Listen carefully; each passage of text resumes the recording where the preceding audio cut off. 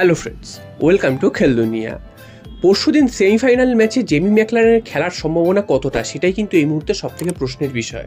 কারণ তোমরা জানো যে জেমি ম্যাকলারেন এখনও অবধি কিন্তু সেইভাবে ট্রেনিং সেশন অ্যাটেন্ড করতে পারেননি, এবং এতগুলো ম্যাচ হয়ে গেছে, এতদিন হয়েছে তিনি এসছেন, প্রায় 20 দিনের ওপর হয়ে গেছে তিনি এসছেন, 20 দিন কেন, প্রায় 1 মাসই হতে যায়। তো এখনও কিন্তু তিনি পুরোপুরি ফিট নন। তো এখানেই প্রশ্ন উঠছে, তাহলে সেমিফাইনালেও কি তিনি খেলতে পারবেন না? জেমি ম্যাকলারেনকে নিয়ে অনেক স্বপ্ন রয়েছে মোহনবাগান সমর্থকদের, এবং তাকে কিন্তু সেই হিসাবেই নিয়ে আসা হয়েছে এবং প্রচুর টাকা খরচ হয়েছে তার পেছনে। তো এখনও অবধি তিনি চোটের আঘাতেই কিন্তু মুচ্ছা যাচ্ছেন, সেটাই বলা যায়। তো আমরা কিন্তু আশা করব তিনি যাতে খুব শীঘ্রই মাঠে ফেরেন। তবে তোমাদের এটাও জানিয়ে রাখি, আগামী যে পরশুদিন সেমিফাইনাল ম্যাচটা রয়েছে সেখানেও কিন্তু জেমি ম্যাকলারেনের খেলার সম্ভাবনা প্রায় নেই বললেই চলে। জানি না তাকে টিমে রাখবে কিনা, টিমে রাখলেও তাকে কিন্তু লাস্ট 4-5 মিনিট খেলানোর সম্ভাবনা থাকতে পারে। তবে তার টিমে না থাকার সম্ভাবনাটাই প্রবল, কারণ তিনি এখনও সেভাবে ট্রেনিংই করতে পারছেন না। তো তিনি ম্যাচে নামবেন কী করে? তো সেই আশাটা না করাই ভালো। যদিও এত প্রেশার, এত চাপ, জেমি ম্যাকলারেন খেলছে না, তার জন্য যদি কোচ অন্য কোনো ডিসিশন নেয় বা সমর্থকদের এই চাপটা সহ্য করতে না পেরে তিনি যদি নামান, সেটা আলাদা ব্যাপার। তো এছাড়া কিন্তু তার খেলার সম্ভাবনা প্রায় নেই বললেই চলে। এরপর চলে আসি আইএসএল এর ফিক্সচার নিয়ে। তো আইএসএল এর ফিক্সচার কিন্তু ঘোষণা করে দিল আইএসএল কর্তৃপক্ষ, এবং প্রথম লেগের ফিক্সচার কিন্তু আইএসএল কর্তৃপক্ষ ঘোষণা করেছে। তো সেখানে তোমরা প্রথমেই জানতে যে মোহনবাগানের ম্যাচ দিয়ে কিন্তু শুরু হচ্ছে আইএসএল, এবং মোহনবাগান মুম্বাই ম্যাচ জুয়ারতি ক্রীড়াঙ্গনে 13ই সেপ্টেম্বর এই ম্যাচটা দিয়ে উদ্বোধন হবে আইএসএল এর।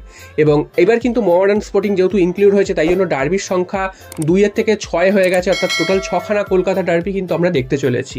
তো তোমাদের জানিয়ে দিই, মোহনবাগানের ফিক্সচারে মোহনবাগান তো 13 তারিখ প্রথম ম্যাচ দিয়ে ওপেনিং করছে, তারপর কিন্তু 18 তারিখ মোহনবাগানের এসিএল এর ম্যাচ রয়েছে, আবার 23 তারিখ মোহনবাগানের সেকেন্ড হোম ম্যাচ রয়েছে। সেই হোম ম্যাচটা কিন্তু জুয়ারতি ক্রীড়াঙ্গনে নর্থ ইস্টের বিরুদ্ধে খেলবে। এছাড়াও 28 তারিখ আবার এসিএল 2 এর ম্যাচ রয়েছে, এবং 2 তারিখে গিয়ে কিন্তু মোহনবাগান প্রথম অ্যাওয়ে ম্যাচটা খেলবে। তারপর 5 তারিখ কলকাতার প্রথম ডার্বি হবে, 5ই অক্টোবর, সেটা মোহামেডান স্পোর্টিং এর বিরুদ্ধে জুয়ারতি ক্রীড়াঙ্গনে অনুষ্ঠিত হবে। এবং 19 তারিখ গিয়ে কিন্তু মোহনবাগান ইস্ট বেঙ্গল প্রথম ডার্বি ম্যাচ অনুষ্ঠিত হতে চলেছে, অর্থাৎ 19 তারিখ মোহনবাগান ইস্ট বেঙ্গল এই খেলাটি কিন্তু হতে চলেছে। তো এই রকমই ফিক্সচার কিন্তু ঘোষণা করেছে। এছাড়াও কিন্তু বাকি ম্যাচগুলো দিয়েছে ফার্স্ট লিগের সব টিমেরই, তো সেটা কিন্তু তোমরা সেই ফিক্সচারটা দেখে নিতে পারো। আর সবশেষে চলে আসি মোহনবাগানের ট্রান্সফার নিয়ে। তো ট্রান্সফার নিয়ে এই মুহূর্তে সব থেকে বড় আলোচনার বিষয় মোহনবাগান, কারণ মোহনবাগানের একজন ডিফেন্ডার প্রয়োজন, এবং সেই ডিফেন্ডার কে হবে তা এতদিনও মোহনবাগান ঠিক করে উঠতে পারেনি। আনোয়ার আলী চলে যাবেন বা চলে গেছেন সেটা কিন্তু প্রায় অনেক দিন হয়ে গেছে, তারপরেও কিন্তু মোহনবাগান এখনো অব্দি ডিসিশন নিতে পারেনি যে কে তাদের ডিফেন্ডার হবে, ইন্ডিয়ান ডিফেন্ডার। তো এই মুহূর্তে 3 জন ডিফেন্ডারের সাথে কথা হচ্ছে। তোমাদের সকালেই জানিয়েছিলাম যে সেখানে অ্যালেক্স সাজি রয়েছে, চিংলেসানা সিং রয়েছে। তো এই এদের মধ্যে কে মোহনবাগানে আসতে পারে? তো মার্কাস মার্গুলার একটা টুইট কিন্তু এখন জল্পনা বাড়াচ্ছে, সেটা হচ্ছে অ্যালেক্স সাজিকে নিয়ে, কারণ হায়দ্রাবাদ এফসি কি করবে তার উপরে কিন্তু নির্ভর করছে মোহনবাগানের কে ডিফেন্ডার হবে। তো এরকমই তিনি কিন্তু একটা টুইট করেছেন।